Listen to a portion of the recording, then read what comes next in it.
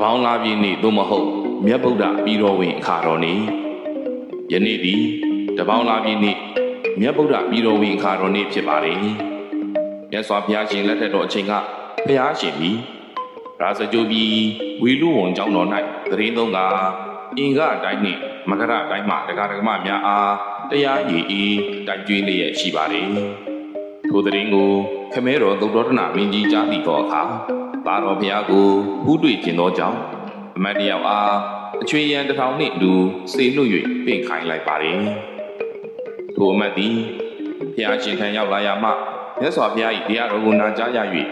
အချွေရန်တို့နှင့်အတူယဟန်ပြုသွားပါတယ်သုတ္တရဏမင်းကြီးထံသို့ဘုရားရှင်ကြွရောက်တော်မူရန်မပင့်ပြစ်ခဲ့ပြီမင်းကြီးလည်းနောက်ထပ်၍အမတ်တို့ကိုအချွေရန်တစ်ထောင်စီဖြင့်9ချိန်တိုင်အောင်စေလွတ်ခဲ့ပါတယ်သို့သောအမတ်များနှင့်အချွေရန်များအားလုံးယဟန်ပြု၍နေကြပြန်ပါတယ်10ချိန်မြောက်တွင်မူဘုရားရှင်နှင့်ဖွားဘတ်တော်ဖြစ်သောကာလုဒာ၏အမတ်ကိုစေလွတ်ပါတယ်ကာလုဒာ၏အမတ်သည်လည်းရှေးကအမတ်များနှင့်ဤသူပင်နောက်ပါများနှင့်တကွယဟန်ပြုပြန်ပါတယ်တို့ရပင်ကာလုဒာ၏အမတ်သည်ခီးလမ်းပန်းသာယာသောတပေါင်းလအချိန်သို့ရောက်သောအခါတွင်ကလမ်းခီးသာယာပုံတပေါင်းလ၏အလှကိုဂါထာပေါင်း60ဖြင့်ဖွင့်တွင်ကပိလဝေပြည်သို့ကြွားပါမည်အကြောင်းဖျားရှင်အားလျှောက်ထားတောင်းပန်ပါတယ်ဗုဒ္ဓဖျားရှင်လည်းလက်ခံတာတပေါင်းလပြည်နေ့၌ကပိလဝနေပြည်တော်သို့ကြွတော်မူခဲ့ပါတယ်ဖျားရှင်ကပိလဝနေပြည်တော်သို့ကြွတော်မူခြင်းကြောင့်မိကျောတာယုံကြောင်းကြီးပေါ်ပေါက်လာပါတယ်ဂါထာတစ်ထောင်ဖြင့်တန်းစားဆင်အပ်သောဝိတ္တန္တရာဇတ်တော်ကြီးကိုဟောတော်မူခဲ့ပါတယ်ခမဲတော်သုတ္တရဏမင်းကြီးသည်လည်းမဟာဓမ္မပါဠဇတ်တော်ကြီးကိုကြားနာရသဖြင့်အနာဂံတည်ခဲ့ပြီးနောက်အခါအရဟတ်တကိုတည်သွားခဲ့ပါလေဘုရားရှင်ကပိလဝေပြည်သို့ကြွရောက်တော်မူ၍တရားဟောတော်မူသဖြင့်မိထွေးတော်ဂေါတမီသည်လည်းသောတာပန်တည်ခဲ့ပါလေရသောတရားကိုအကြောင်းပြု၍စန္ဒကိန္ဒြီဇတ်တော်ကိုလည်းဘုရားရှင်ဟောတော်မူခဲ့ပါလေ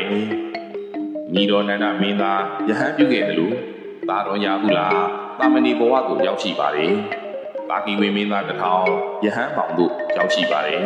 ။ဆွေမျိုးတို့ဖျားရှင်ကိုကြီးညိုစေရန်ဆောင်ရွက်ရာ၌ထူအောင်မြင်သဖြင့်ကာလုဒာ၏မထေရအားသူလက်ပတာရဧတတိဘွဲ့ချီးမြှင့်တော်မူပါတယ်။တပေါင်းလာပြည့်နေ့သည်ဖျားရှင်ပြီးတော်ဝင်ရန်စတင်ကြွားလန်းသောနေ့ဖြစ်သဖြင့်လည်းထိုနေ့ကိုအကြောင်းပြု၍သာသနာတော်၌ထူးခြားသောဖြစ်ရကြီးများပေါ်ထွန်းခဲ့ပါတယ်။ထို့ပြင်မဟာတက္ကရာ103ခုတပေါင်းလာပြည့်ဗုဒ္ဓဟူးနေ့တွင်တရားမင်းဥက္ကလာပမင်းကြီးတပုတ်သားနှင့်ပလိကကုံတဲ့ညီနောင်တို့ကြီးမှု၍ရွှေတကုံစီတော်ကြီးကိုတည်ထားခဲ့သည်ဟုသမိုင်းကဆိုပါတယ်။ဤကတပေါင်းလာကိုအကြောင်းပြု၍သာသနာတော်၌ပူဇာသောမှတ်တိုင်ကြီးများပေါ်ထွန်းလာခဲ့ခြင်းဖြစ်ပါတယ်။တပေါင်းလာသည်မြန်မာလများတွင်12လမြောက်ဖြစ်၍တစ်နှစ်တာ၏နောက်ဆုံးလဖြစ်ပါတယ်။တပေါင်းလာ၏ပထမလဝက်သည်စောင်းရာသီတွင်ကြာရောက်၍ဒုတိယလဝက်ကနွေရာသီတွင်ကြာရောက်ပါတယ်။စောင်းကုန်းတွင်စတာယာလာသောတပေါင်းလာရာသီဖြစ်ပါတယ်။ထို့ကြောင့်ခေတ်ဆက်ဆက်စာသူတို့ကတပေါင်းလာ၏အလှကိုကြီးဖွဲခဲ့ကြပြီးမှယနေ့ထိတိုင်ဖြစ်ပါတယ်။ရှေးရခင်က